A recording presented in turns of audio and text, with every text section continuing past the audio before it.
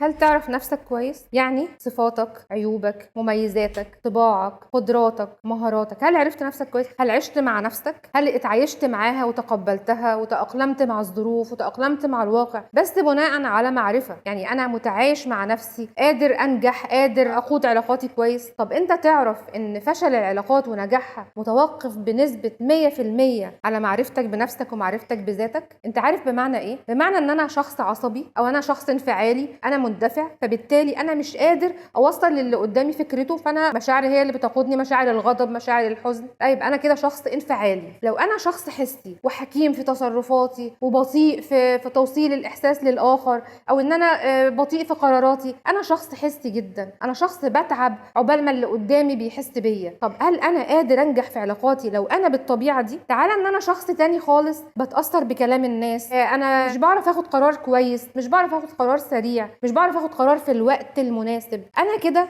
متعرض اني انا مش قادر انجح في علاقاتي، عندي عدم تواصل جيد مع الاخر. ده معناه ايه؟ معناه ان انا مش عارف نفسي كويس. تعالى انا هعرفك يعني ايه تحليل شخصيتك. من خلال تحليل الشخصيه انت هتتمكن ان انت تقدر تعرف نفسك، وبالتالي هتلجأ بعد كده ان انا عاوز اعرف كل الناس اللي حواليا اللي انا بتعامل معاهم بهدف النجاح. انا عاوز انجح في علاقاتي، انا زوج، انا طالب، انا معلم، انا مدير شركه، انا دكتور في مستشفى. ازاي اعمل تواصل جيد وانا معرفش نفسي؟ انا لازم اعرف كويس. انا هقدر اساعدك انك تعرف نفسك كويس.